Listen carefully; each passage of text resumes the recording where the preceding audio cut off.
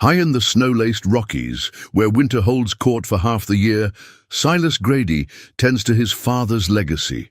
1,000 acres of rugged ranch land that's as lonely as the man himself. For 15 years, he's lived with the weight of a past mistake that cost him everything he once held dear. His days follow the rhythm of the seasons, marked only by the quiet company of his horses and the endless tasks of mountain ranching. But on this bitter December night, fate has other plans. Through the howling wind and stinging snow, Silas spots what he thinks is a wounded deer. Instead, he finds a young pregnant woman, half frozen and harboring secrets as deep as the winter drifts. What could drive someone in her condition to brave a mountain storm alone? Before we jump back in, tell us where you're tuning in from. And if this story touches you, make sure you're subscribed, because tomorrow I've saved something extra special for you. The mare's hooves punched through the crusty snow as Silas guided her closer. The shape he'd spotted lay half buried in a drift, dark against the endless white. His father's compass swung beneath his sheepskin coat, its familiar weight a reminder of nights like this, when the old man would ride out to check stock no matter the weather. "Easy, girl," he murmured, dismounting. The wind cut through his layers like a knife. 10 feet away, he saw it wasn't a deer at all, but a person. His heart kicked hard against his ribs. She lay curled on her side, one arm wrapped protectively around her swollen middle. A small backpack was clutched to her chest, like a lifeline. Even in the dying light, he could see her lips had turned blue. Silas knelt beside her, checking for a pulse. Beneath his fingers, a faint flutter persisted. "Ma'am," he touched her shoulder, gently. "Can you hear me?" Her eyes fluttered open, revealing irises the color of storm clouds. Fear flickered across her face as she tried to push herself away. "You're safe," he said, keeping his voice low and steady, the way he'd talk to a spooked horse. "But we need to get you warm. My ranch is about 2 miles from here." She looked at him through ice-crusted lashes, teeth chattering. "The baby, we'll take care of you both. Can you stand?" She tried, but her legs buckled. Without hesitation, Silas scooped her up, surprised by how little she weighed despite her condition. The backpack remained clutched in her frozen fingers. "My name's Silas," he said, settling her on the horse. "Silas Grady." He mounted behind her, wrapping his coat around them both. "Clara," she whispered, then fell silent, slumping against his chest. The ride back was slow and treacherous. The mare picked her way carefully through deepening snow, while Silas held Clara steady with one arm, her body trembling violently against his. The backpack pressed between them, and through his coat he could feel something hard inside it. Papers, maybe, or a book. His cabin emerged from the whiteout like a ship through fog. First, the glow of the porch light he always left burning, then the solid bulk of the structure itself. Smoke still curled from the chimney, thank God. He'd banked the fire before leaving. Inside, he laid Clara on the couch near the wood stove, quickly adding logs until flames leaped high. Her clothes were soaked through.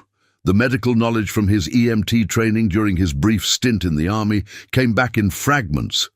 Get her warm, check for frostbite, monitor breathing. He found clean flannel pajamas in the guest room, left by his sister Sarah during her last visit, and set them beside the couch. "Ma'am Clara, these are dry clothes. I'll step out while you change. There's a blanket here too."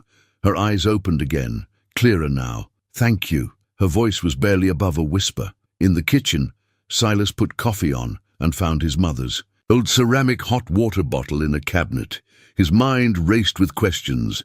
A pregnant woman, alone in a blizzard, clutching a backpack like it held the crown jewels. He'd been up these mountains long enough to know trouble when he saw it. When Clara's weak voice called out, he returned to find her changed, huddled under the blanket. The backpack sat beside her, one strap wrapped around her wrist. Her wet clothes lay in a heap by the wood stove. "The baby's moving," she said, relief clear in her voice. "I was so afraid." Silas handed her a mug of coffee. "How far along are you?" 7 months. Her hands shook as she took the cup. There's a clinic in town, about 40 minutes in good weather, but the pass will be closed tonight. How do you feel? Any numbness in your fingers or toes? She flexed her hands. No, just cold and tired. Her eyes darted to the windows, then back to him. I can't go to the clinic. There it was.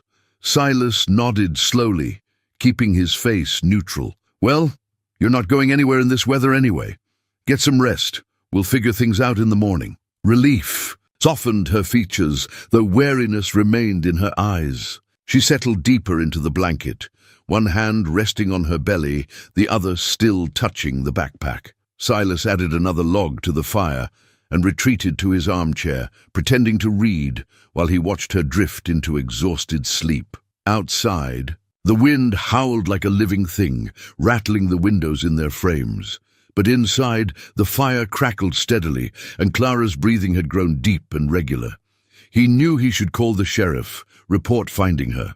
But something held him back, the same instinct that told him when a storm was brewing or when a mountain lion was stalking his cattle. Whatever had driven this woman into the deadly cold of a December night, she was running from something worse than the weather. Morning brought brittle sunshine and temperatures cold enough to freeze the breath in your lungs. Clara woke to find Silas already up, the smell of coffee and bacon filling the cabin.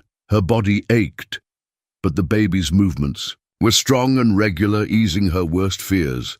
There's hot water for washing up, Silas said, not turning from the stove. Bathrooms down the hall. In the small bathroom, Clara studied her reflection. Dark circles shadowed her eyes, but color had returned to her cheeks. The flannel pajamas swallowed her frame, making her look younger than her 28 years. Only her swollen belly seemed real, anchoring her to the present. When she returned, Silas had set 2 plates on the kitchen table. "Eat," he said simply, pulling out a chair. The eggs were perfectly cooked, the bacon crisp. Clara hadn't realized how hungry she was until the first bite hit her tongue. They ate in silence until both plates were clean. "Thank you," she said, wrapping her hands around a fresh cup of coffee. "For everything." Silas nodded, studying her with eyes the color of worn denim. "Roads are still closed. Storm dropped 3 feet of snow. We might be stuck here a few days." Relief and anxiety warred in her chest. "I can help with chores, earn my keep. You can barely walk in this cold." His voice was gentle, but firm. "Rest. Get your strength back." He rose to clear the plates, and Clara noticed a slight limp in his walk. Her eyes tracked him as he moved around the kitchen with practiced efficiency. Everything about him spoke of routine, a life lived in careful, measured steps. A wooden cabinet in the living room caught her attention. Through glass doors, she glimpsed photographs in silver frames. Without thinking, she crossed to look closer. "My family," Silas said from behind her. "Go ahead." The largest photo showed a younger Silas in military dress blues, standing beside a woman in a white dress. His smile was different then, lighter, unguarded. The woman was beautiful, with long, dark hair and a fierce joy in her eyes. "Your wife?" Clara asked softly. "Almost." He reached past her to open the cabinet, removing the photo. "Catherine. She's gone now. I'm sorry." The words felt inadequate. "Cancer. 15 years ago." His thumb brushed the frame's edge. "We were engaged when she got sick. Wanted to wait until after treatment to get married. Give her the wedding she deserved." His voice roughened. "Should have married her right then. Given her my name, at least." Clara's hand found her belly, the baby shifting beneath her touch. "You loved her very much." "Still do, in a way." He replaced the photo carefully. "But that's old grief. What about you, Clara? Anyone looking for you?" She stiffened. "Yes, but not anyone who loves me." Silas absorbed this, then reached for another photo, this one showing an older couple in front of the cabin. "My parents. Dad built this place himself. Raised cattle and kids with equal stubbornness. Mom kept us all in line, made sure we knew right from wrong." A ghost of a smile touched his lips. "She'd have my hide for not calling the sheriff about you." "Will you?" Clara's fingers tightened around her coffee cup. No. He met her eyes steadily. Not unless you give me reason to think you're running from the law. Are you? No. The word came quick and firm. I haven't done anything wrong. I'm just... Her throat closed around the words. Protecting your child, he finished quietly. Clara nodded, tears burning behind her eyes. Well then, Silas closed the cabinet gently. Seems to me that's what any parent worth their salt would do. He picked up their coffee cups. Storm's supposed to break in a few days. Until then, you're safe here. After that, we'll figure it out. Through the window, Clara watched snow swirl off the roof in glittering sheets. For the first time in months, she felt something like peace settle over her. Not safety, not yet. But perhaps its distant cousin, shelter, freely given with no demands attached. Behind her, Silas moved about his morning routine, his slight limp a whisper against the floorboards. The baby kicked, strong and sure, as if sensing her moment of calm. Outside, the mountain kept its ancient watch, indifferent to the small dramas playing out in its shadow. Days stretched into a week, marked by the steady rhythm of ranch life.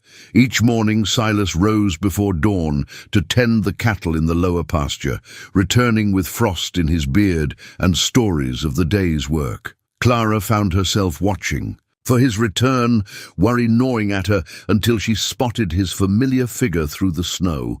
She'd insisted on contributing despite his protests. By the third day, she'd mapped the kitchen's mysteries. The sticky drawer that held the silverware, the cupboard where mice had chewed through old spice packets, the ancient coffee pot that required a particular touch to brew properly. You don't have to do this, Silas said one morning, finding fresh biscuits cooling on the counter. I know. Clara shaped the words carefully. I want to. That afternoon, while searching for more flour in the pantry, she discovered a trap door leading to the attic. Curiosity drew her up the narrow stairs into a space that smelled of cedar and forgotten summers. Dusty sunlight filtered through a small window, illuminating stacks of boxes marked in faded handwriting. Sarah's school things, Mum's quilting, Christmas. In one corner, a cedar chest stood beneath an old mirror draped with a yellowed sheet. Inside the chest, she found treasure. Soft wool in cream and pale yellow, still wrapped in tissue paper. Knitting needles nested in a tangled skein. Their silver, tips catching the light. A half-finished baby blanket, the pattern complex but beautiful, lay abandoned mid-row. That was my mother's, Silas said from the stairs, making her jump. She was making it for my sister's baby, before the arthritis. Got too bad. I'm sorry, I shouldn't have... No, he interrupted gently. She'd want it used. She always said unused things were the saddest things in the world. Clara's fingers traced the pattern. It's beautiful. You knit? My grandmother taught me. Before... She swallowed the rest of the sentence. Silas nodded, understanding in his eyes. Take it. Finish it, if you'd like. That evening, Clara sat in the chair by the fire, needles clicking softly as she worked. The pattern emerged slowly beneath her fingers, delicate cables twisting like vines, seed-stitch borders providing texture. She'd forgotten how soothing the rhythm could be. Silas cleaned his rifle at the kitchen table, the familiar sounds of maintenance blending with the fire's crackle. Neither felt the need to fill the silence with words. The baby shifted restlessly, pressing against her ribs. Clara paused, rubbing the spot until the movement settled. When she looked up, she found Silas watching her, something unreadable in his expression. Everything okay?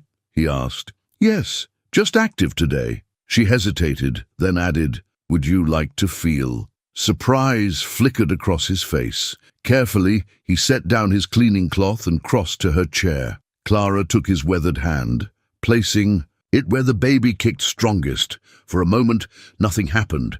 Then a solid thump against his palm made Silas's eyes widen. Strong, he said softly. Like its mother, Clara replied without thinking. Their eyes met, and something passed between them. Recognition, perhaps, of the strength it takes to survive. Silas's hand lingered a moment longer before he withdrew it. I'll make some tea, he said, his voice rougher than usual. That night, Clara dreamed of her grandmother's kitchen, sunlight streaming through gingham curtains, the click of knitting, needles a counterpoint to old hymns, hummed in a wavering voice. She woke with tears on her cheeks, but peace in her heart. The blanket grew steadily, its pattern more confident with each row.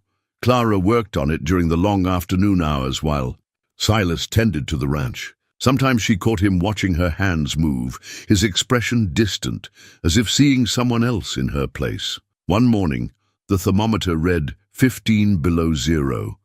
Silas came in from checking the cattle, his breath harsh in his chest. Storms. "Incoming," he said, stomping snow from his boots. "Big one." Clara's hands stilled on the blanket. "How long?" "Few days, maybe more." He met her eyes. "We'll need to get supplies from town before it hits." Fear clutched at her throat. Town meant people, questions, danger. But the alternative, being trapped without necessities, was worse. Her hands moved to her belly, protective. Silas must have read her thoughts. "We'll go at dawn. Be back before most folks are stirring. I know the back roads." He paused. "Trust me." Clara looked down at the blanket in her lap, at the pattern emerging from chaos into beauty. Sometimes safety meant taking risks. Sometimes trust was the only way forward. "Yes," she said finally, "I trust you." The nightmare came just before dawn. Clara's cry jolted Silas from sleep, sending him rushing to the guest room with his heart in his throat. She sat rigid in bed, one hand pressed to her mouth, the other protective over her belly. Moonlight caught the tears on her cheeks. "You're safe," Silas said from the doorway, keeping his distance. "It's just a dream." Clara's breathing slowly steadied. "I'm sorry. I didn't mean to wake you." "Don't apologize. We all have our ghosts." She nodded, wiping her cheeks. "I keep thinking I hear his footsteps." The words slipped out before she could catch them, and Silas saw fear flash across her face. He pretended not to notice, though his jaw tightened. "Sun's almost up," he said. "Instead, I'll make coffee." In the kitchen, he found the morning paper had been delivered early. Old Joe Bradley's boy always dropped it at the end of the drive before dawn. Silas tugged on his boots and retrieved it, shaking off the snow.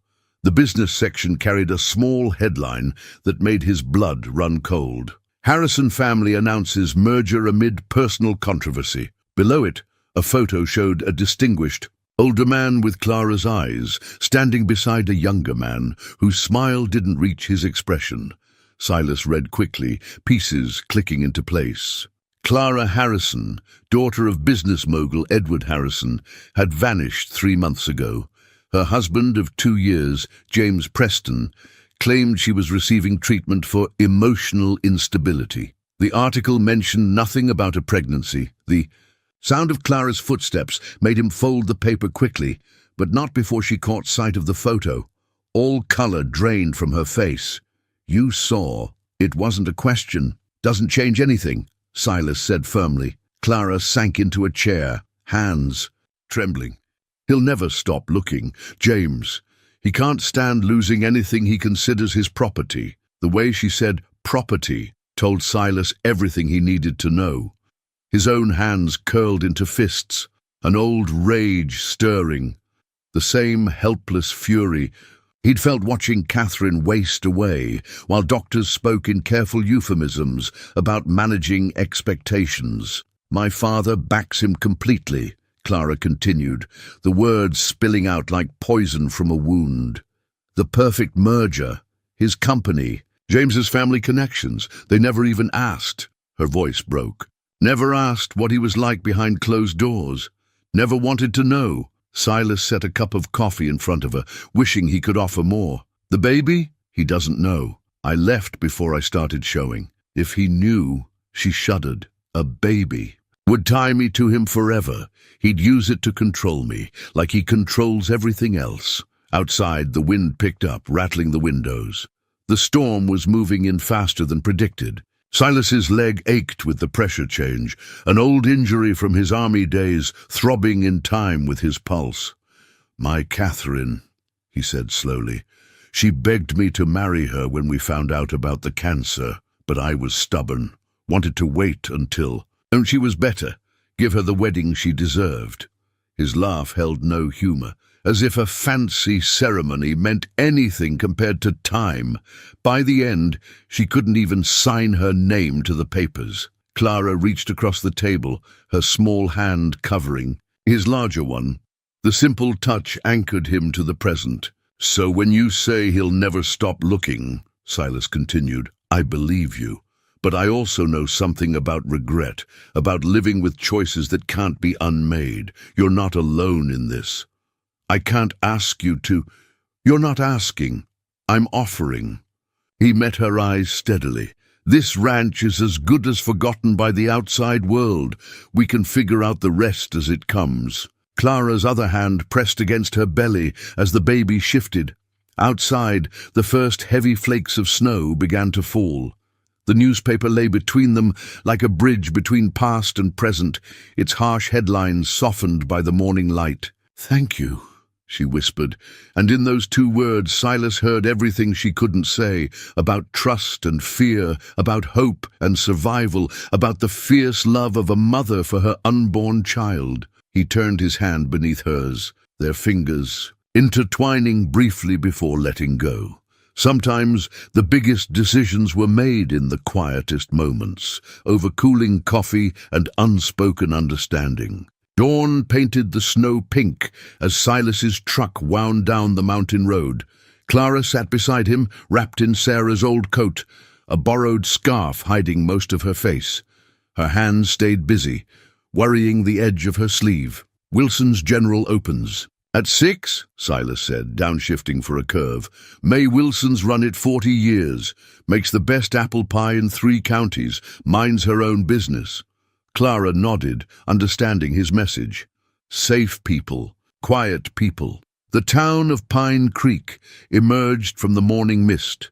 A handful of streets clustered around a small square, Christmas lights still strung between lampposts. At this hour, only the diner showed signs of life, warm light spilling onto the snow. Wilson's General occupied a red brick building with wooden steps and a bell above the door. Silas parked around back, helping Clara navigate the icy path to the entrance. May Wilson looked up from her crossword as they entered, her steel-grey hair pulled back in its usual bun. Her eyes widened slightly at Clara's obvious pregnancy, but she simply said, "Morning, Silas. Cold enough for you. Getting there, May. Need to stock up before this storm hits." "Smart thinking. They're saying it could be a bad one." She turned to Clara with a gentle smile. "Let me know if you need help finding anything, dear." They worked efficiently, filling their cart with necessities: flour, sugar, coffee, canned goods. Clara added prenatal vitamins and iron supplements, trying to ignore May's thoughtful gaze. The bell chimed again. Heavy boots stamped snow from their soles. "Morning, Sheriff," May called out. Clara's hand froze on a jar of pickles. Silas stepped closer, sheltering her from view. "May?" Sheriff Daniel Morgan's voice carried the weight of 30 years' authority. "Silas, didn't expect to see you in town so early." "Storm coming?" Silas replied easily. "Just stocking up." The sheriff moved into view, a tall man with silver-shot black hair and keen eyes that missed nothing. Those eyes settled on Clara, taking in her condition and borrowed clothes. "Don't believe we've met, ma'am. I'm Sheriff Morgan." Clara forced herself to meet his gaze. "Clara Smith." The pause was slight, but she saw him note it. "You staying up at Silas's place?" "Just passing through," Silas cut in smoothly. "My sister. Sarah asked me to put her up for a bit." The sheriff nodded slowly. "That's mighty kind of you." He reached into his pocket, withdrew a business card. "Welcome to Pine Creek, Mrs. Smith. If you need anything at all, my office is right across the square." The card lay between them on the counter like a challenge. Clara took it with a murmured, "Thank you," tucking it into her coat pocket. "Better get moving before the weather turns," Silas said, placing their groceries on the counter. May rang them, up without her usual chatter, glancing between them and the sheriff. As she bagged the last items, she slipped in a paper-wrapped package. "Apple pie," she said quietly to Clara. "Good for the spirit on cold days." Outside, the wind had picked up driving snow and sideways sheets. Clara clutched Silas's arm as they hurried to the truck, her heart hammering against her ribs. "He knows," she whispered once they were inside. "He suspects," Silas corrected, starting the engine. "That's different." He glanced in the rear-view mirror as they pulled away. "Daniel Morgan's a good man, old-school lawman, believes in justice more than law sometimes." That doesn't sound very reassuring. Wasn't meant to be, just truth. He navigated onto the mountain road, their tracks from earlier already filling with snow. But he's also the kind of man who'd want to hear all sides of a story before making judgments. Clara's hand slipped into her pocket, fingers finding the sheriff's card. The raised letters felt like braille beneath her touch, a message she wasn't sure how to read. "We'll figure it out," Silas said, as if answering her unspoken fears. One step at a time. The truck climbed steadily through thickening snow, leaving Pine Creek and its questions behind. But Clara couldn't shake the feeling that something had shifted, like the first crack in spring ice, small but significant, a harbinger of change to come. The storm raged for 3 days, shrouding the cabin in a world of white. On the 4th morning, Silas didn't come down for coffee at his usual time. Clara found him at the kitchen table, papers spread before him, his face grave in the pale winter light. "We need to talk," he said, gesturing to the chair across from him. Clara's heart stuttered, but when she sat, she noticed his hands were steady, his expression more determined than troubled. "Been doing some research," he continued, sliding a document toward her. "Marriage license application. County clerk's office is open tomorrow." Clara stared at the paper, its official letterhead stark against the wooden table. "I don't understand." "James Preston is your legal husband." Silas's voice was carefully neutral. "That gives him certain rights to make medical decisions if something goes wrong, to claim custody once the baby's born." The room seemed to tilt. Clara pressed her hands flat against the table to steady herself. "But," Silas continued, "Colorado has interesting laws about marriage and divorce. If we file this, if we can prove abandonment and abuse—" He paused, choosing his words carefully. "A judge might be sympathetic, especially with a baby involved. At the very least, it buys us time. You're proposing marriage." The words felt strange in her mouth. "A legal arrangement. Nothing more." His eyes met hers, steady and clear. "My name, my protection, for as long as you need it." Clara looked down at the application, its blank lines waiting to be filled. "Why would you do this?" Silas was quiet for a long moment. When he spoke, his voice carried the weight of years. "Because 15 years ago, I let pride and fear stop me from protecting someone I loved. Because every day since then, I've wondered what might have been different if I'd been braver." He touched the paper gently. "I can't change the past, but maybe I can help write a different ending this time." Tears blurred Clara's vision. "It's too much to ask." "You're not asking. I'm offering." He leaned back, his expression softening. "Besides, this ranch has been in my family for 3 generations. Having a wife, a child, it makes me look more stable. Harder for your husband's fancy lawyers to paint me as some mountain hermit holding you against your will." The practicality of this made Clara laugh despite herself. "Is that what you are, a mountain hermit?" "According to my sister, yes." A smile touched his eyes. "She'll be thrilled to be wrong." Clara picked up the application, studying its requirements. "What about my real name? My history? We file under Clara Smith for now. Later, when we have proof of what James did, we can amend the records." He hesitated. "I know it's not perfect, but it's something concrete. Legal protection, medical rights, a paper trail that shows you made a choice." Choice. Such a simple word for such a profound thing. Clara thought of all the choices that had been taken from her over the years, wrapped in silk and justified with words like tradition and family duty.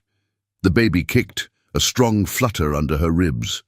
Her child, hers, not James's property. To control. She looked at Silas, really looked at him.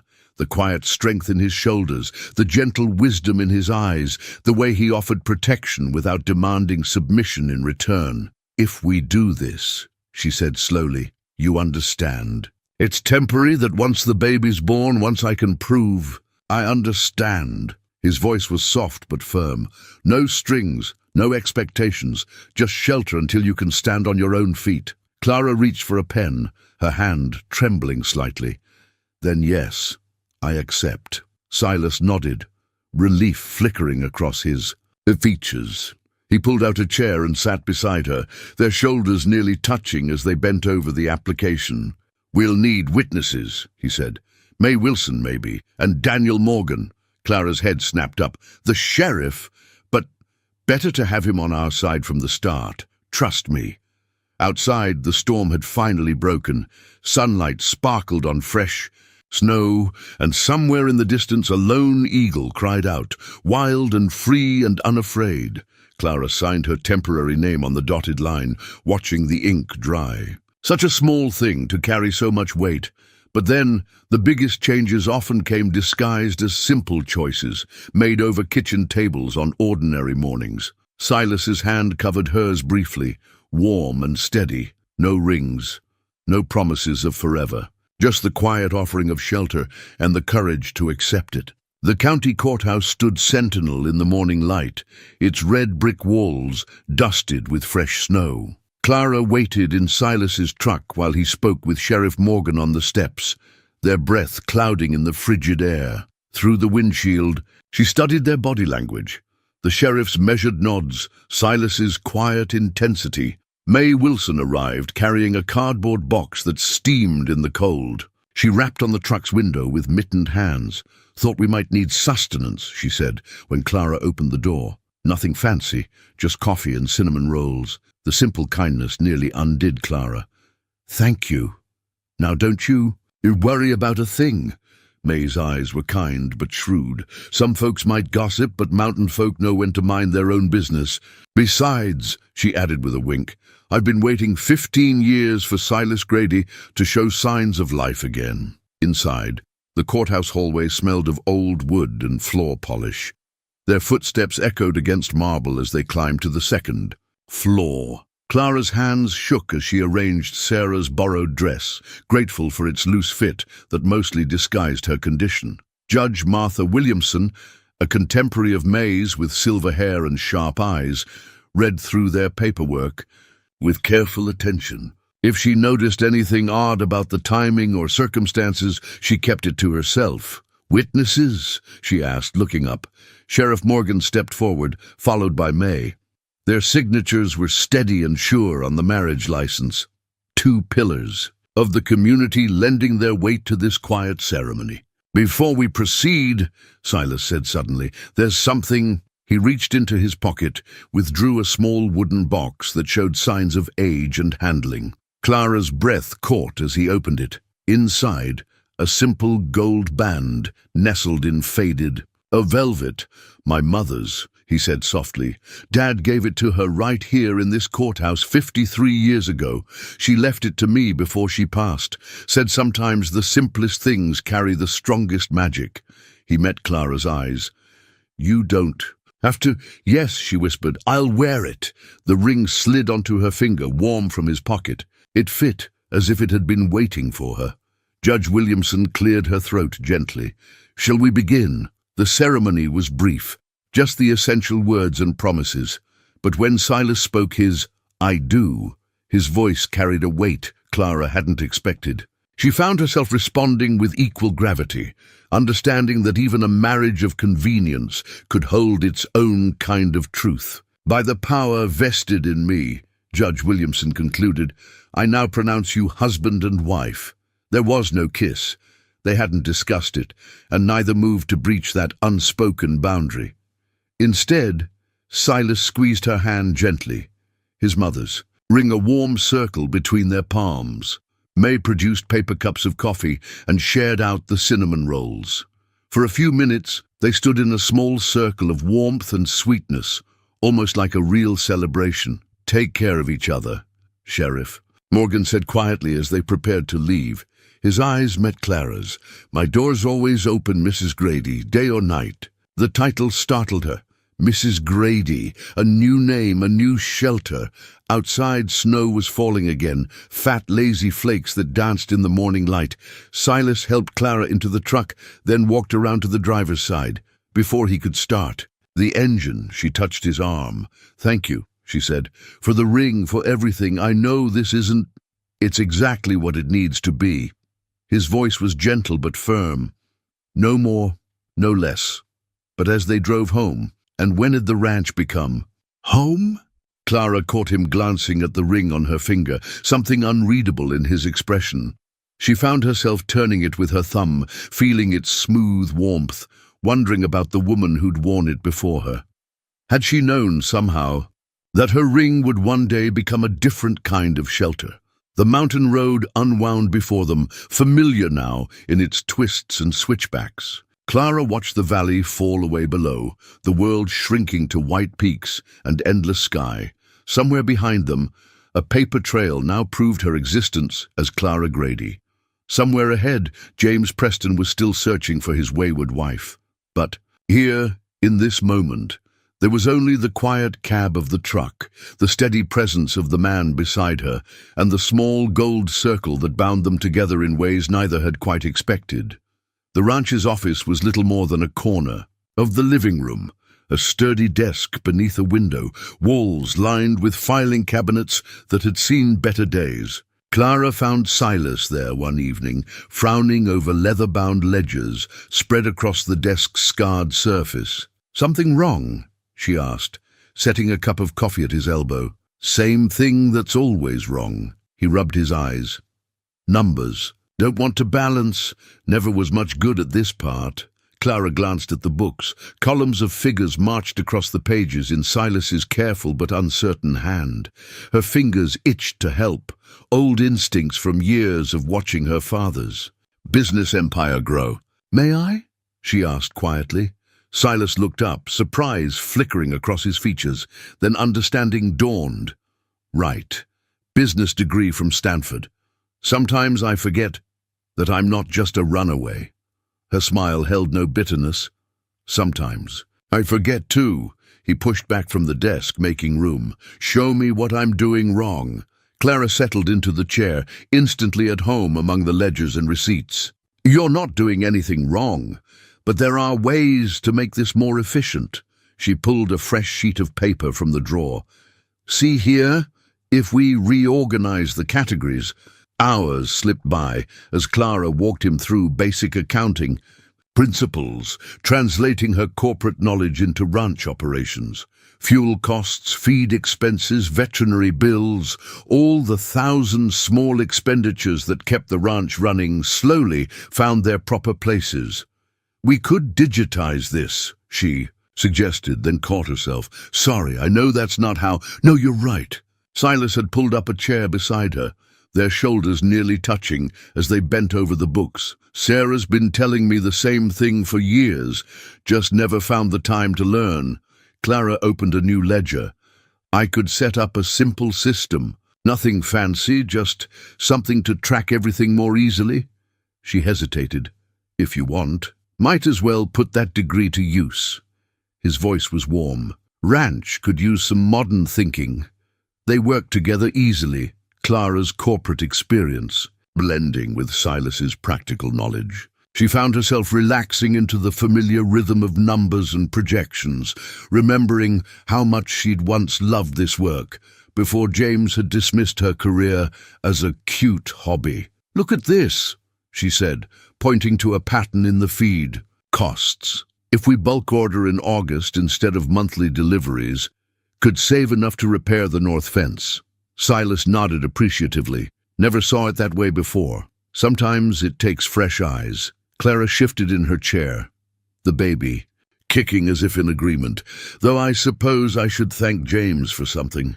All those boring board meetings taught me to see patterns in numbers." Silas's hand tightened on his coffee cup.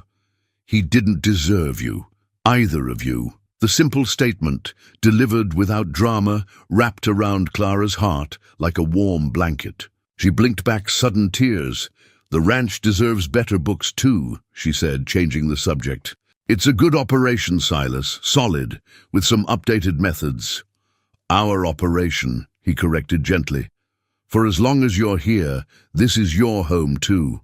Might as well leave your mark on it. Clara touched her wedding ring, now as familiar as her own skin. Even if it's temporary. Nothing wrong with temporary. He gathered the empty coffee cups. Sometimes temporary things leave the most permanent changes. That night Clara lay awake, listening to the wind in the pines.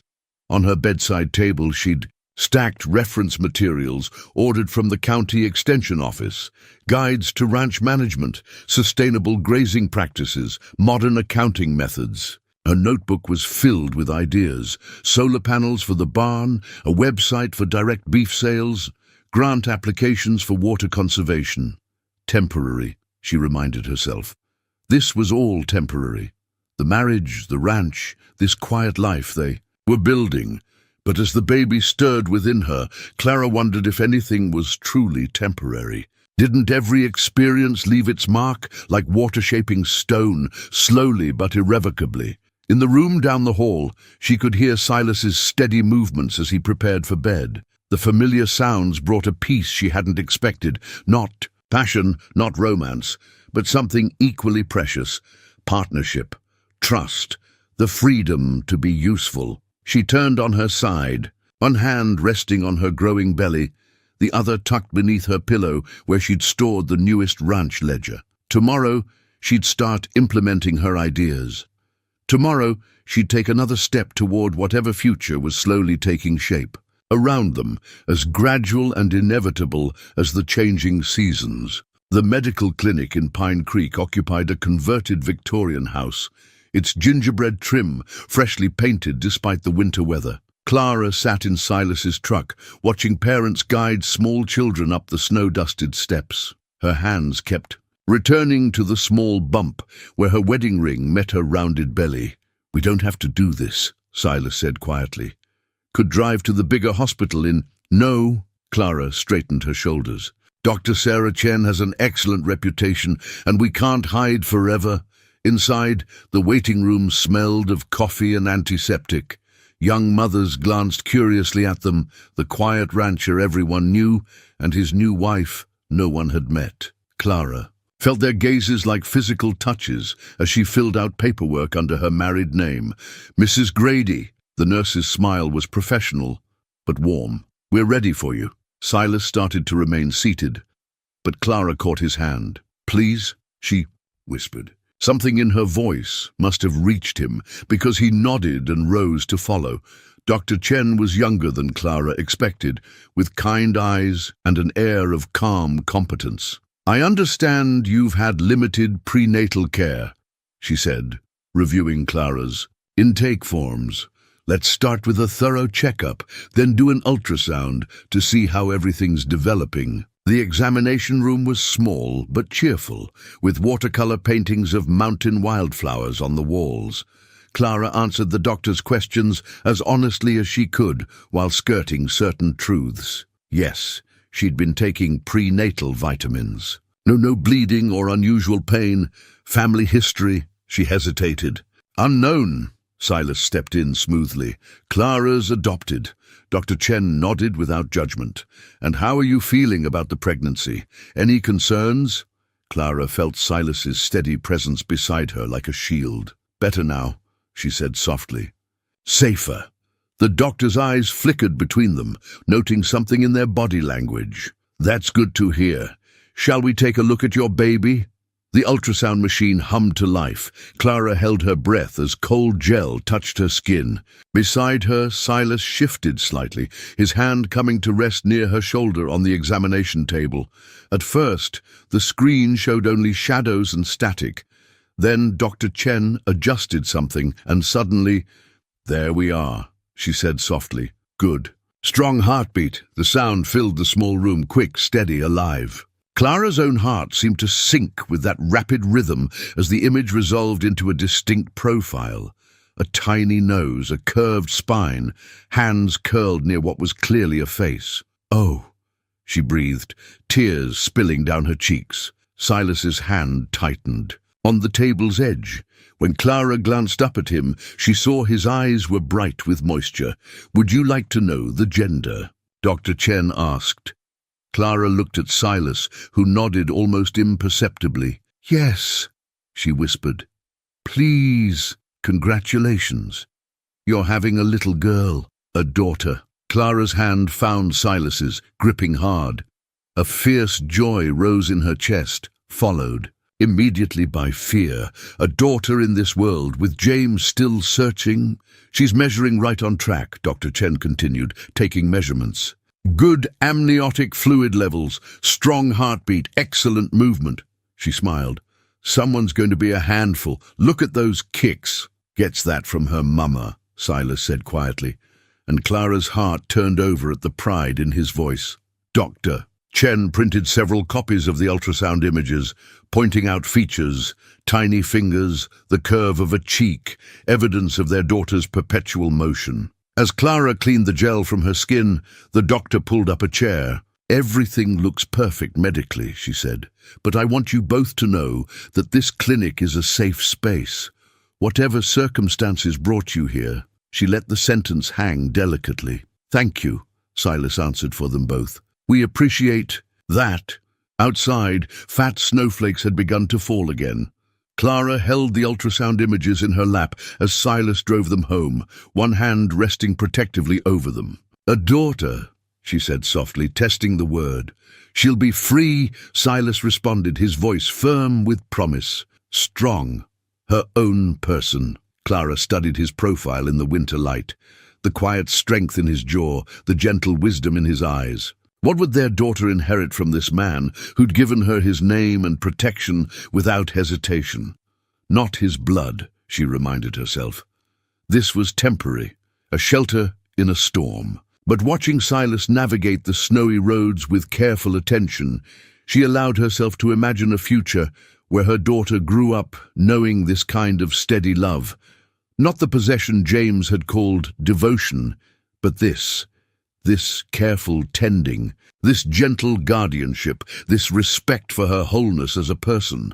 The ultrasound image seemed to pulse with possibility in her hands, their daughter, not by blood or plan or right, but by choice and circumstance and the quiet miracle of found family. Silas reached over and squeezed her hand briefly, his fingers brushing her wedding ring. They drove on through the falling snow. 3 heartbeats, in harmony, while the mountain kept watch over its own. The first warning came on an ordinary Tuesday.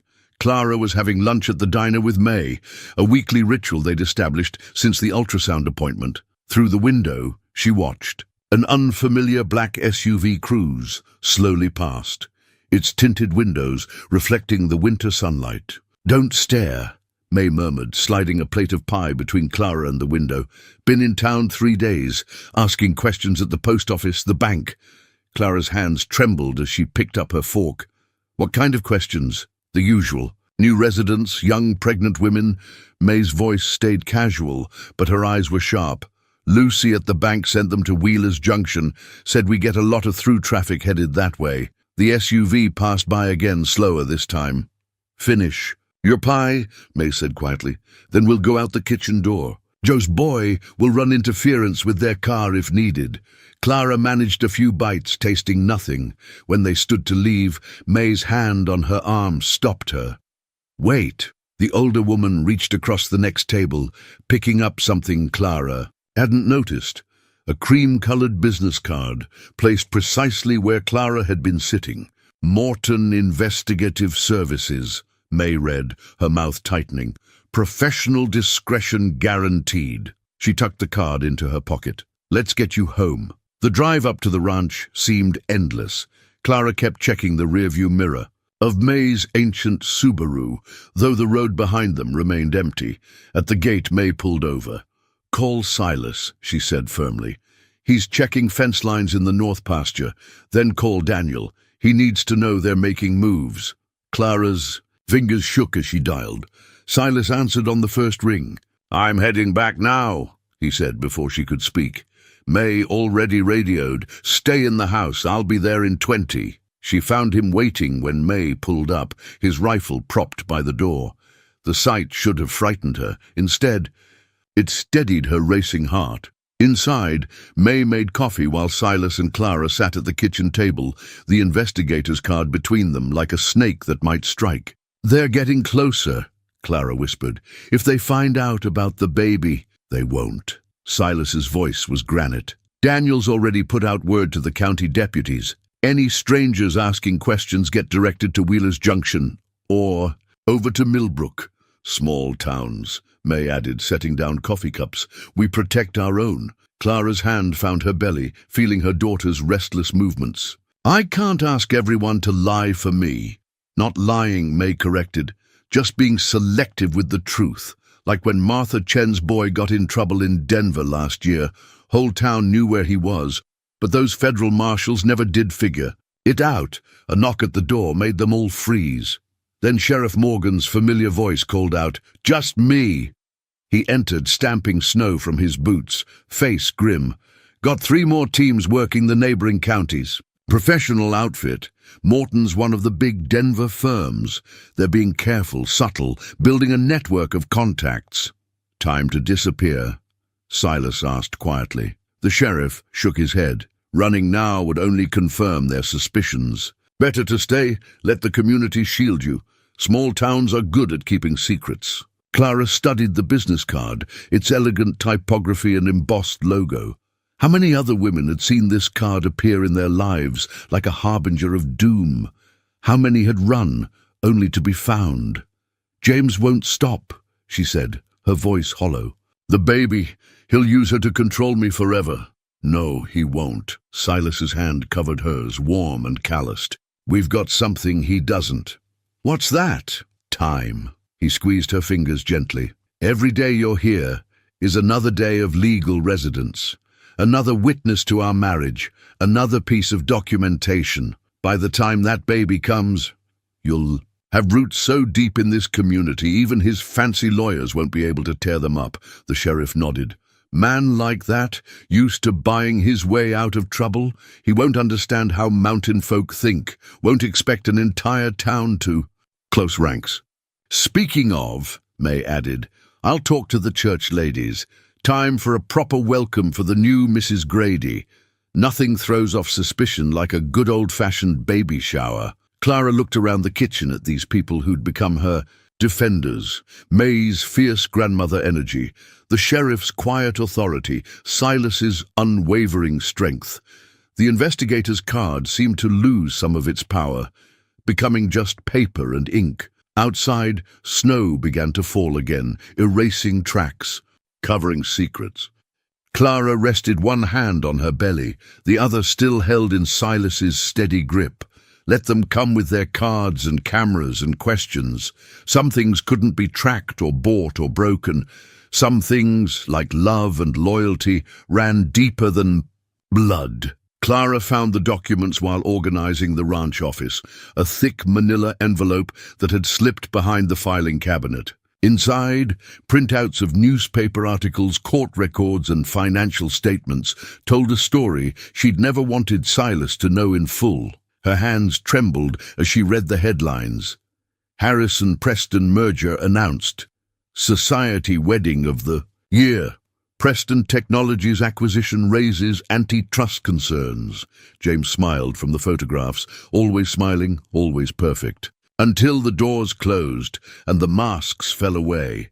She was still sitting there when Silas came in from evening chores, snow melting from his coat. "I should have told you everything," she said quietly, "before you offered your name, your protection. You deserved to know what you were risking."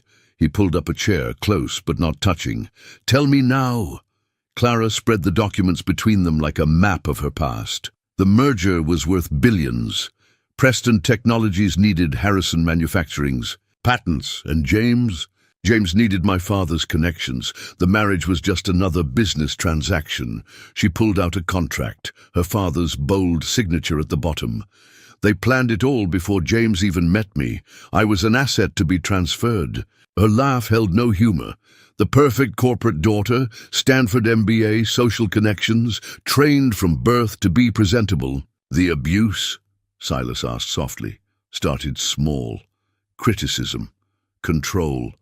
Which events I attended, who I spoke to, what I wore. Clara's hand drifted to her belly. When I got pregnant, I'd seen what he did to people who defied him, how they lost. Everything, jobs, reputations, futures.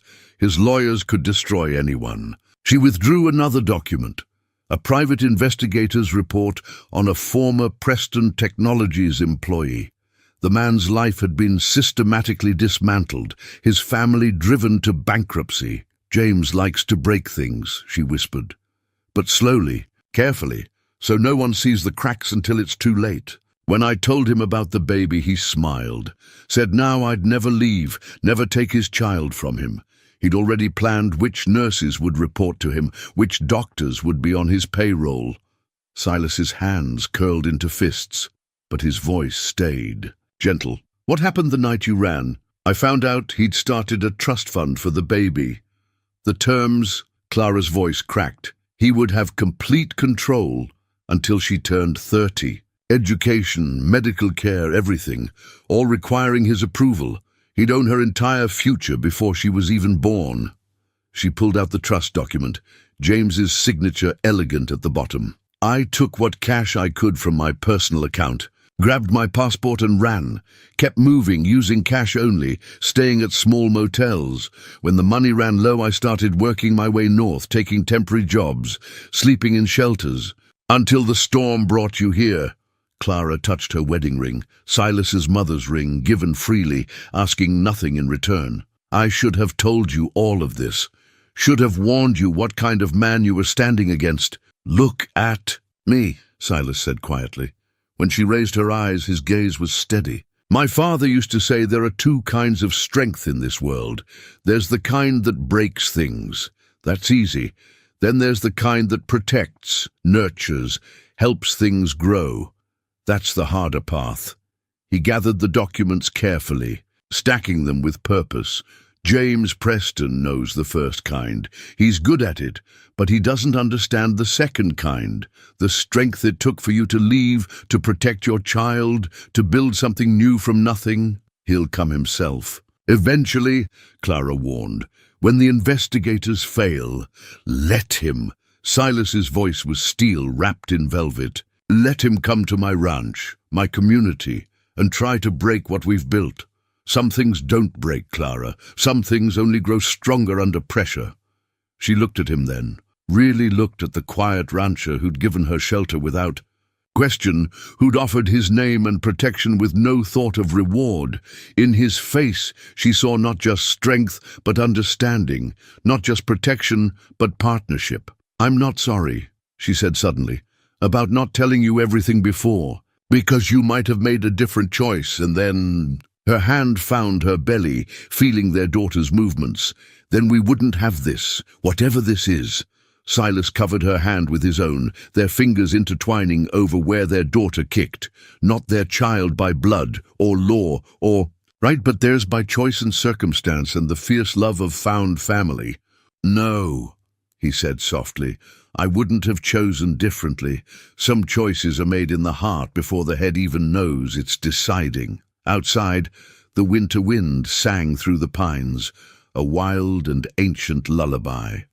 Clara leaned into Silas's strength, letting the warmth of his hand anchor her to this moment, this place, this unexpected sanctuary where broken things could heal and new things could grow. The security consultant arrived in an unmarked truck, recommended by Sheriff Morgan's brother-in-law. Ben Matthews had the weathered look of a former ranger, and the careful eyes of someone used to evaluating threats. He walked the ranch's perimeter with Silas while Clara watched from the kitchen window, her hands wrapped around a cooling mug of tea.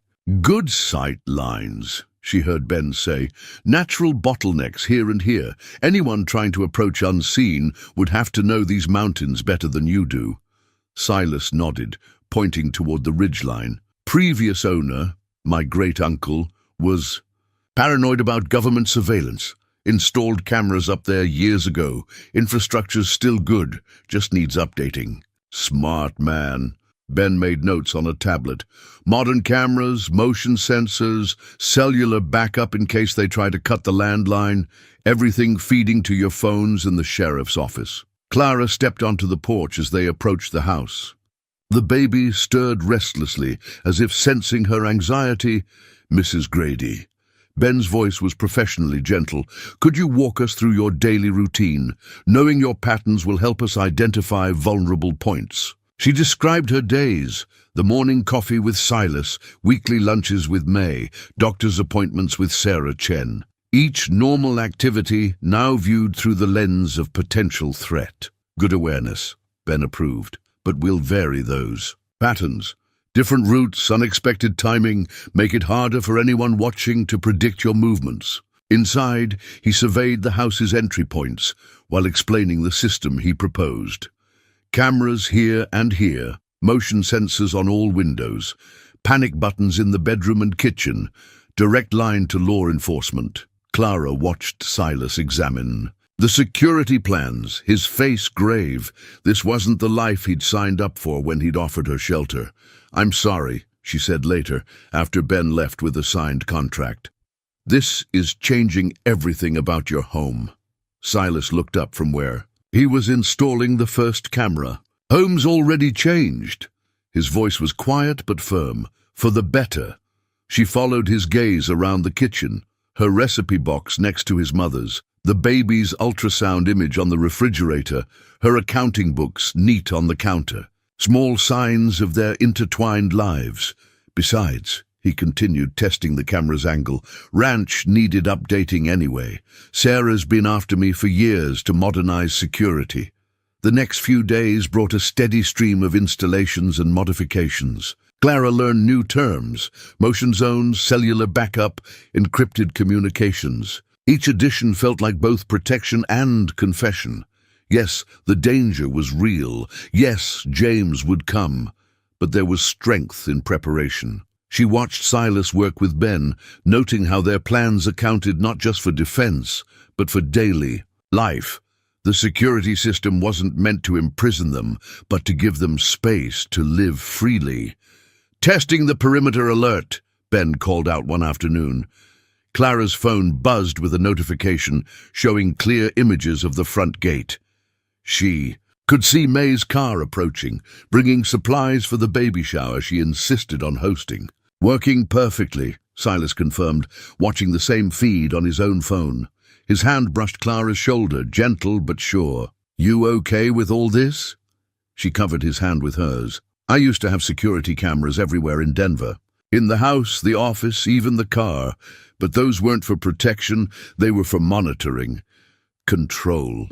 She squeezed his fingers. "This feels different." "Because it is different." Silas's voice held the same quiet certainty that had drawn her from the beginning. "Everything here is about choice, Clara. Your choice to stay, my choice to stand with you. Even these cameras. They're not watching you, they're watching out for you." The baby kicked, strong and sure. Clara smiled, remembering Dr. Chen's words about their daughter being a handful. "She'll grow up free," she said softly, "knowing she's protected, but not controlled." Yes. Silas's hand moved to her belly, welcome and familiar now, free to run. These mountains, ride horses, chase dreams, protected but not smothered. Ben's voice crackled over the radio, testing the new communication system. "Perimeter secure, all systems online." Clara looked out at the ranch, at the subtle cameras now watching the approaches, the sensors guarding their peace, the reinforced doors protecting their sleep. Not a prison, but a fortress, freely chosen. Not walls to keep her in, but boundaries to keep harm at bay while life flourished within. "Thank you," she whispered, not just to Silas, but to all of them. May with her fierce love, the sheriff with his quiet authority, Ben with his professional dedication. An entire community standing guard so that one small family could grow in peace. Silas's only answer was to draw her closer, his strength offering not possession, but partnership. Outside, the mountain kept its ancient watch, now aided by modern eyes, while within their fortress, Hope bloomed like winter roses, delicate but determined, growing stronger with each passing day. The letter arrived by certified mail, Denver. Postmark, heavy cream envelope bearing the embossed letterhead of Preston, Walsh and Associates. Sheriff Morgan delivered it himself, his expression grave as Clara signed for it with trembling hands. "Don't open it alone," he advised. "Let's wait." For Silas. They found him in the barn, talking with Sarah, who'd driven up for one of her surprise visits. One look at their faces, and both siblings followed the sheriff inside. Clara sat at the kitchen table, the unopened envelope before her like a serpent, ready to strike. Silas's hand found her shoulder, steady and warm. "Whatever it says," Sarah spoke first, her lawyer's instincts surfacing. "Remember, they're just trying to intimidate." Words on paper, nothing more. Clara broke the seal, unfolding multiple pages of legal terminology. Her business training helped her cut through the language to the core message. James knew where she was. He demanded she return to Denver immediately. Any resistance would result in criminal charges, kidnapping, fraud, theft of company documents. "He's lying," she whispered. "About all of it." "Of course he is." Sarah pulled out her laptop. "And we're going to prove it." "Danny, you got those files I asked for?" The sheriff produced a thick folder. Documented evidence of financial control, including frozen accounts and cancelled credit cards, plus witness statements from Clara's former secretary about workplace surveillance. They worked through the afternoon, building their case. Sarah's legal expertise merged with the sheriff's investigative skills, creating a framework for their defense. Every threat in James's letter was met with counter-evidence, every accusation with proof of his manipulation. "Time for offense," Sarah announced finally, pulling out fresh papers. "Restraining order, not just against James, but against his entire investigative team. No contact, no surveillance, no third-party harassment."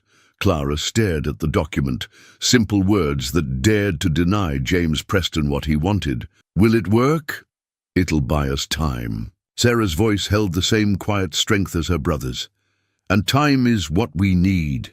Every day you're here, legally married to Silas, openly living as his wife, makes James's claims weaker." "He'll fight it," Clara warned. "Let him." Silas spoke. For the first time, his voice low but firm. "Let him show a judge who he really is. Let him explain why his pregnant wife fled across state lines in winter." Clara's hand found her belly, feeling their daughter's reassuring movements. "I won't let him near her. None of us will." The sheriff's tone held authority earned from decades of protecting his community. "This whole town's watching now. Even got calls from Wheeler's Junction offering support. Mountain folk don't take kindly to men who chase pregnant women." Sarah began filling out the restraining order application, her handwriting precise and clear. Clara watched each line appear, her name, her residence at the ranch, the detailed history of James's controlling behavior. Simple facts that felt like declarations of independence. "We'll file this first thing tomorrow," Sarah said. "I've already lined up character witnesses. May Wilson, Dr. Chen, half the town council. People who've seen you build a life here, who can testify to your stability and well-being." The baby kicked hard, making Clara gasp softly. Silas's hand immediately covered hers where it rested on her belly. "Someone's ready to fight," he said, smiling slightly. "Like mother, like daughter," Sarah observed, then turned serious. "Clara, I need you to be prepared. James will respond with everything he has, legal threats, media pressure, financial attacks. It'll get worse before it gets better." "I know." Clara squared her shoulders. "But I'm not alone anymore." "No," Silas confirmed quietly. "You're not." The sheriff gathered the papers carefully, securing them in his briefcase. "I'll have deputies watching the courthouse tomorrow. No surprises when we file."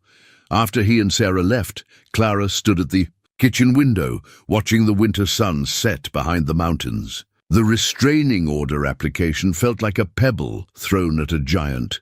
Small but significant, the first open defiance of James's will. "Having second thoughts?" Silas asked, coming to stand beside her. "No."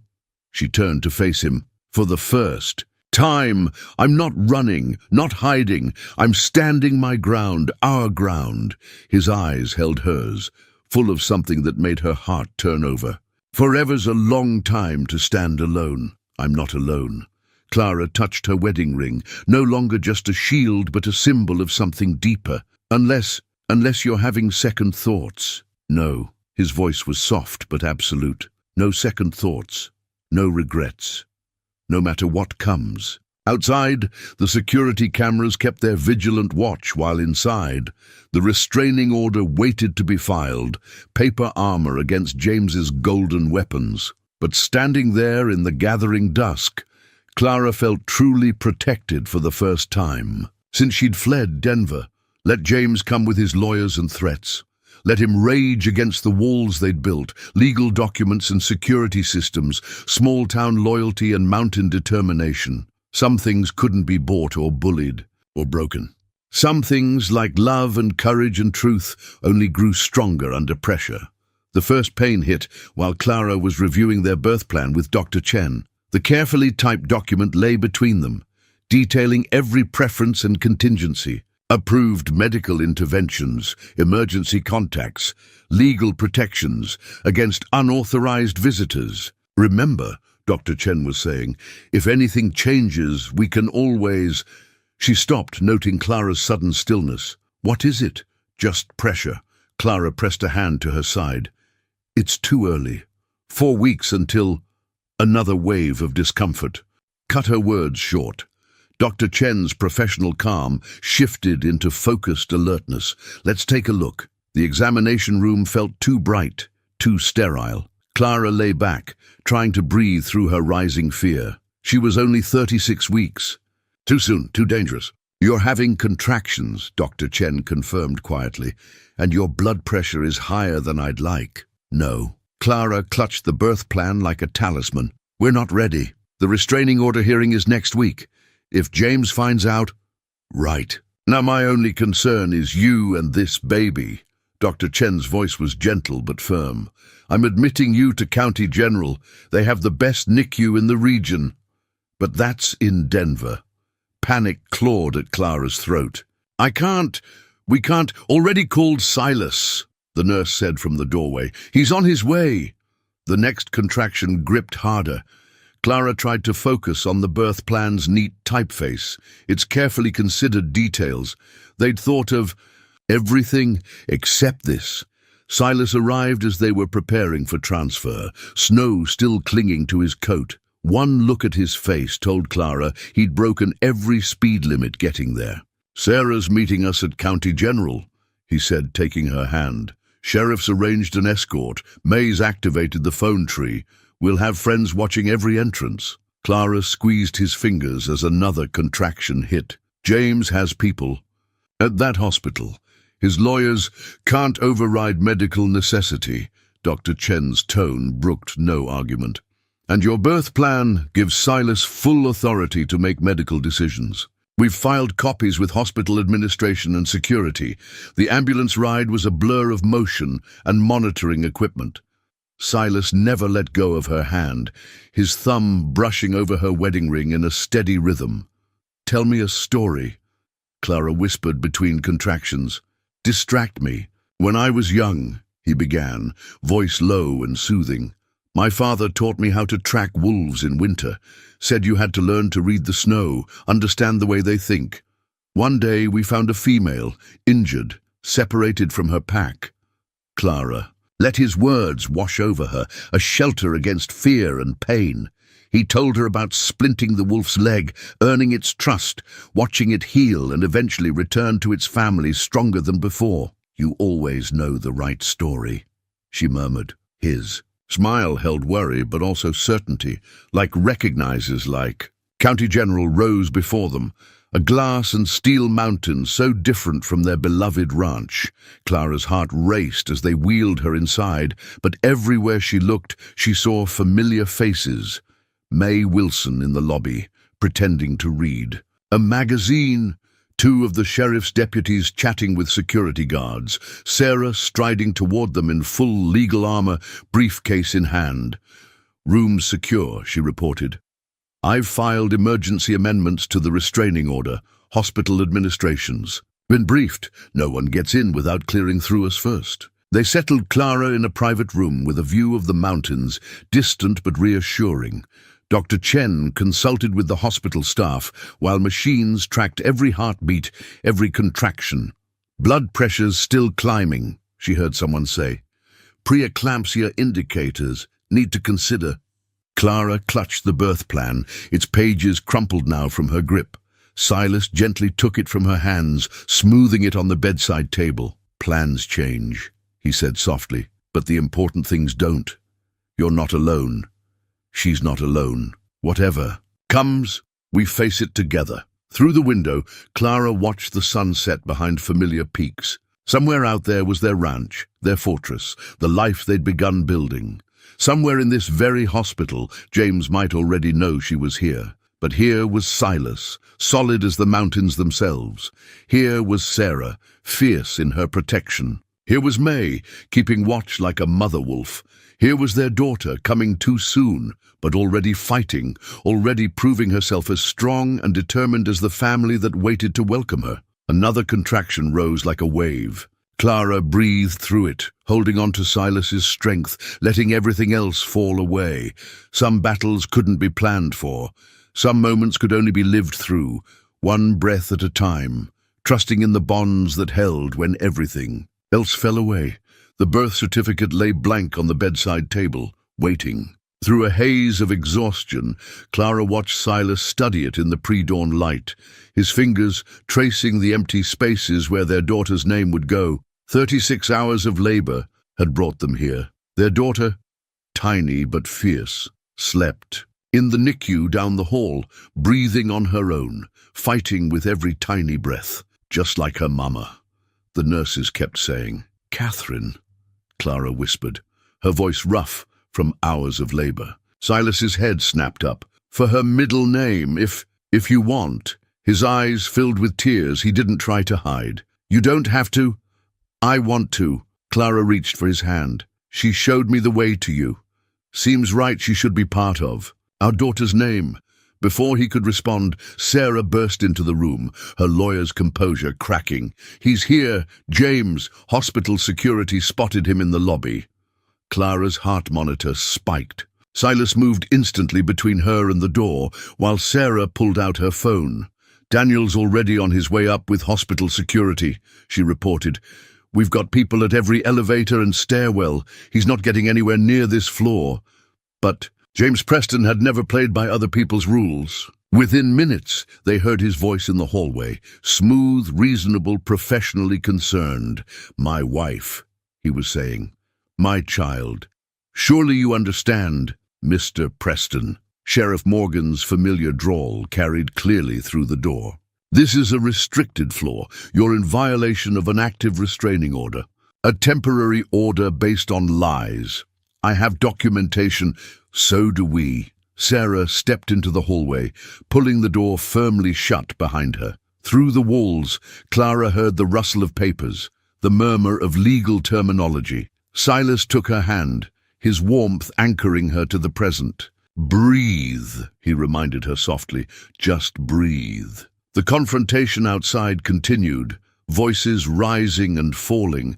Then a new sound cut through, the thin, angry cry of a baby being brought back from tests.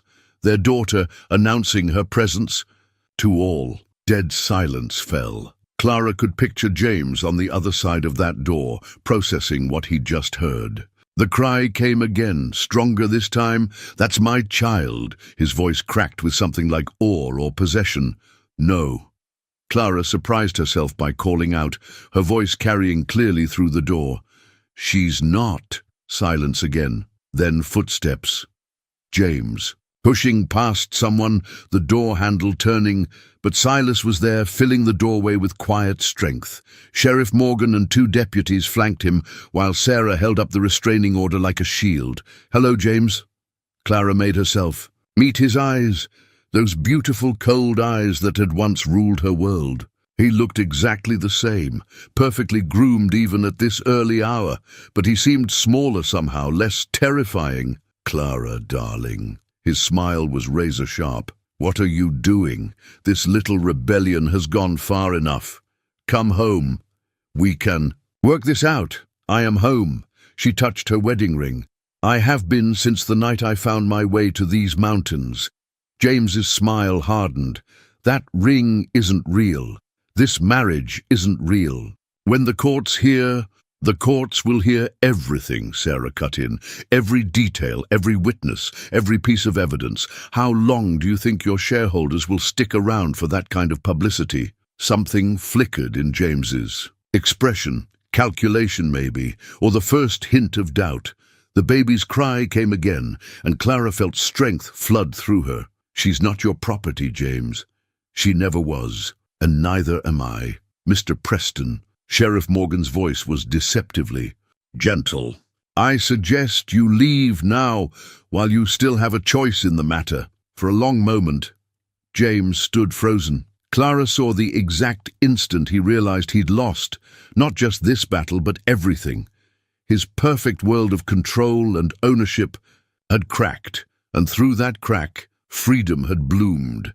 Without another word, he turned and walked away. They waited until the elevator doors closed, until Sarah confirmed he'd left the building. Only then did Clara let herself shake, let the tears come. "I'll get our girl," Silas said softly. "Think it's time she met her mama properly." When he returned, their daughter was wrapped in the blanket Clara had finished knitting just days before. She was tiny but perfect, with Clara's dark hair and Silas's quiet strength already visible in the set of her tiny jaw. The birth certificate waited. Clara looked at Silas, then at their daughter. "Hope," she said. "Hope Catherine Grady." Silas's hand shook slightly as he filled in the name. Hope, not just a name, but a declaration. Catherine, not just a memorial, but a bridge between past and future. Grady, not just a legal fiction, but a truth written in love and courage. Through the window, the sun rose over distant mountains. Hope yawned in Clara's arms, oblivious to the battles fought for her freedom, while around her, her chosen family, stood guard, not to cage her, but to ensure she would always have the space to grow wild and true and free. Spring came to the mountains in fits and starts, snow giving way to mud, then brief explosions of wildflowers before fresh snow covered everything again. Hope thrived despite her early arrival, growing stronger each day, her determination matching the season's stubborn push toward warmth. Clara found Silas in the ranch office one morning, Hope sleeping against his chest while he reviewed papers. From Sarah. The sight still made her heart turn over, this quiet man who'd become everything James had pretended to be. "Sarah's outdone herself," he said, looking up. James signed the divorce papers. Full release of claims, complete surrender of parental rights. Even agreed to seal the records. Clara sank into the chair beside him, legs suddenly weak. Just like that? Not just like that. Silas shifted Hope gently as she stirred. Sarah had enough evidence to destroy him 10 times over. His board of directors was already asking questions. In the end, he chose his empire over his pride. Clara picked up the papers, reading through legal language that dissolved her past life as surely as spring dissolved winter. Her finger traced the familiar signature at the bottom, James's last mark on her life, signing away all claim to her and Hope. "There's something else." Silas pulled out another document, this one older, the edges worn. "Been meaning to do this for a while." Clara recognized the ranch's property deed, its elaborate border and formal text, familiar from her work with the books. But there was something different. "You added my name," she whispered, seeing the newly recorded amendment. "Joint tenancy, with right of survivorship." His voice was carefully neutral. "Means the ranch would be yours if anything happened to me, yours and Hope's. But the divorce isn't even final. I could still leave?" He smiled slightly. "You could. You've always been free to. That's the point." Hope made a small sound in her sleep, one tiny hand clutching Silas's shirt. Clara watched him adjust the blanket around their daughter with practiced care. Their daughter, not by blood or law, but by the deeper truth of love freely given and Received. The ranch has been in my family for generations, Silas continued, but family isn't just blood. It's choice, trust, building something together. He met her eyes. You've put as much of yourself into this place as I have, made it better, made it whole again. Clara touched the deed, feeling the texture of the paper, the embossed seal that made it real. I don't know what to say. Don't say anything yet. He shifted Hope to one arm, reaching into his desk drawer. There's one more thing. Another document emerged, simpler, newer. Clara's breath caught as she read the title, Petition for Adoption. Only if you want, Silas said quietly. When you're ready, if you're ready. Clara looked at Hope, sleeping peacefully in the arms of the only father she'd ever known. Looked at this man who'd offered shelter without demands, love without conditions, family without bounds. The night you found me in the snow, she said slowly, I was ready to die. I'd lost everything, my name, my future, my faith in love itself. But you, her voice caught, you didn't just save my life. You showed me what love actually looks like, what family really means. Hope stirred again, blinking awake. Her eyes, so like Clara's own, fixed on Silas's face with pure trust and contentment. Yes, Clara whispered, yes to all of it. The ranch, the adoption, everything. Silas's free arm pulled her close, and Clara buried her face in his shoulder, breathing in the familiar scent of hay and wood smoke and home. Hope made a happy gurgling sound, caught between them in a circle of warmth and belonging. A knock at the door made them look up. May stood in the doorway, her smile knowing. Thought. I'd find you all here, she said. Town council meeting's about to start. They're voting on the new farmers market proposal. She winked at Clara. Our newest council member should probably be there. Clara laughed, wiping happy tears from her cheeks. Can't be late for my first official vote. She gathered Hope while Silas collected the papers, divorce decree, property deed, adoption petition. Different kinds of freedom, different kinds of belonging, all coming together in this sunlit morning. Outside, the last patches of snow were melting from the south-facing slopes. The air smelled of wet earth and growing things, of winter losing its grip and new life pushing through.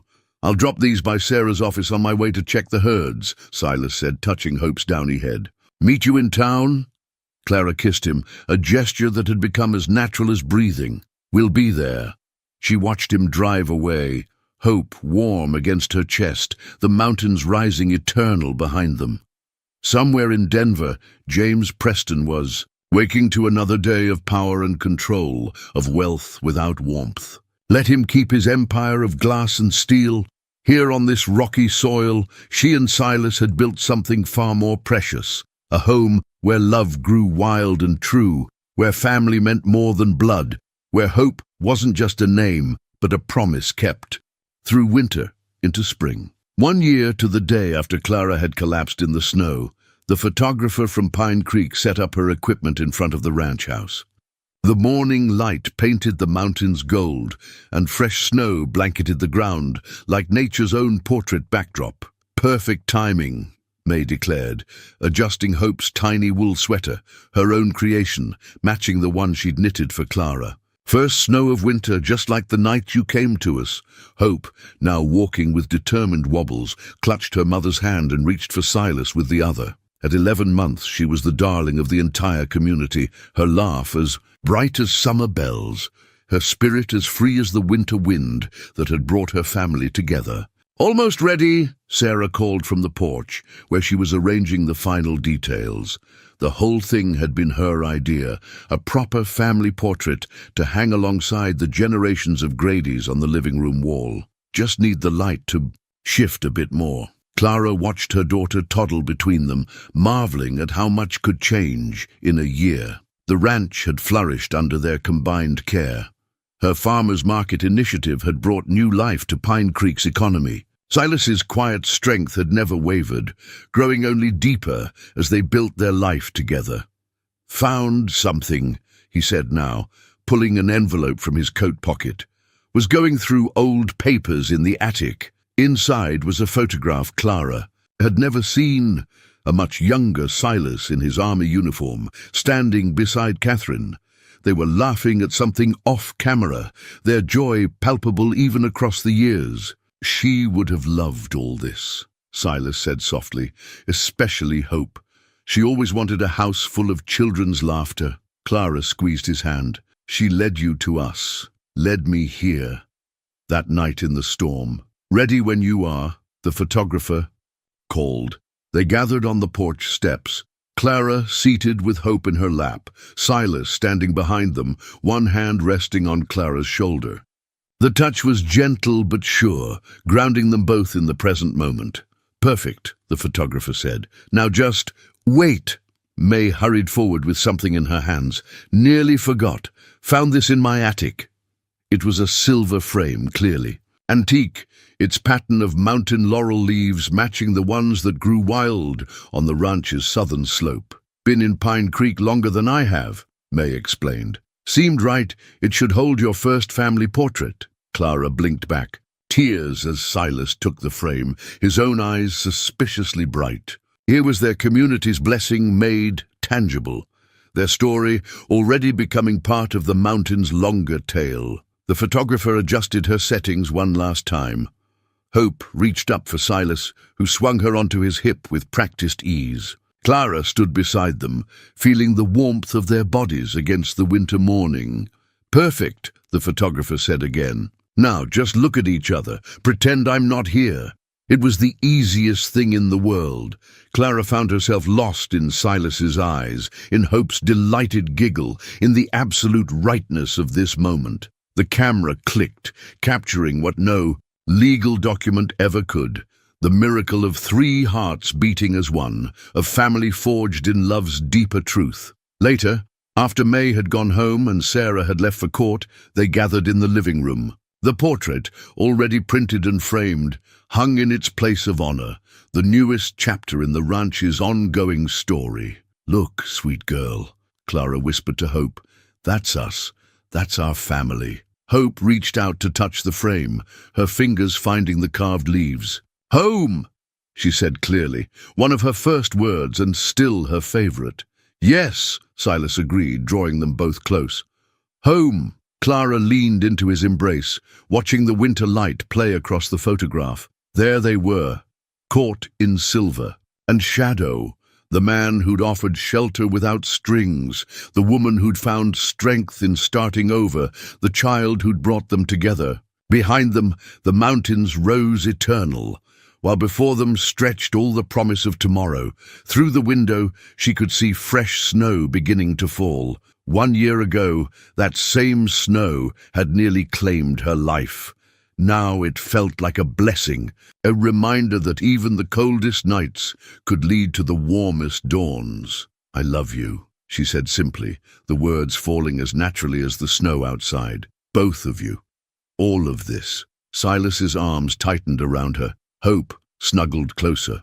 Already, drowsy in the afternoon quiet, the portrait watched over them, bearing witness to this moment as it would to countless others. Within its silver frame, 3 people smiled with the pure joy of belonging, not to a place or a name or a legal document, but to each other. Outside, the mountain kept its ancient watch, while the snow fell soft and steady, erasing all tracks. Save one, the path that led to home, to family, to love's endless grace in making all things new.